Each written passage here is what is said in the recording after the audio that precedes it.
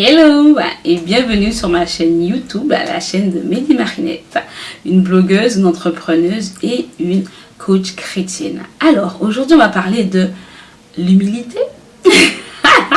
On va parler de l'humilité. Je vais partager juste quelque chose que j'ai partagé sur Instagram, que je pense important pour nous, leaders chrétiens. Et c'est un pasteur en fait qui s'appelle John Gray, qui a été ordonné en fait, pas ordonné mais qui a eu une proposition pour exercer dans une église qui avait déjà plusieurs milliers de membres pour remplacer le pasteur, alors qu'il était déjà pasteur associé dans une autre église. Et il a dit quelque chose à propos d'un pasteur qui a une église de plus de 10 000 personnes. Il a dit en fait, j'étais en train de me tapoter avec un mouchoir et le mouchoir est tombé. Et le pasteur principal de cette église de plus de 10 000 personnes qui génère des millions d'euros de dîmes par an, sans compter qu'il est auteur et que ça génère plusieurs millions d'euros par an, ce pasteur a vu le mouchoir tomber à terre.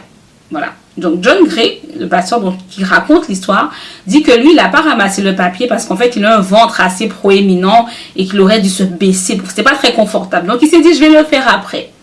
Le pasteur principal rentre et tout de suite, il voit le mouchoir à terre, il le prend, il le met à la poubelle.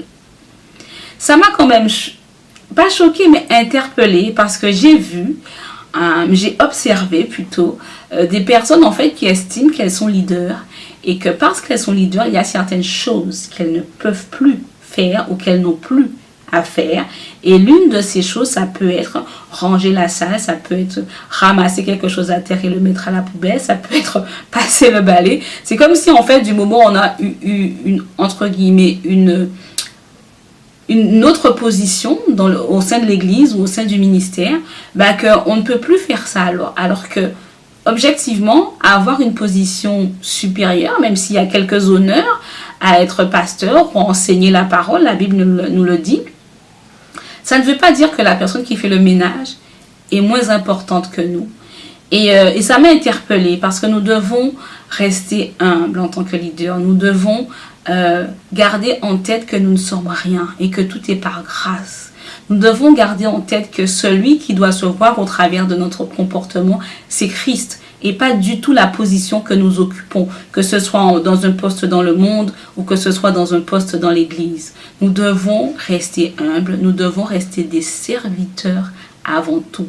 Et un serviteur, il n'y a rien qu'il ne doit pas faire.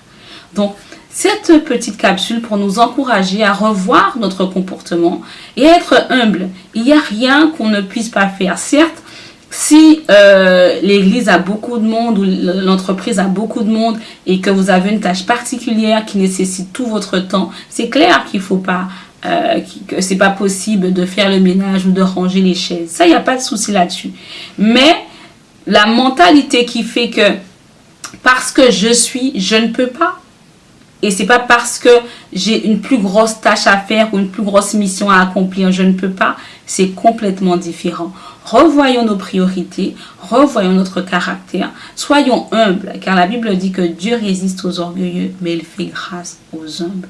Soyons tous et toutes humbles pour manifester un leadership en accord avec notre foi et en accord avec les principes bibliques.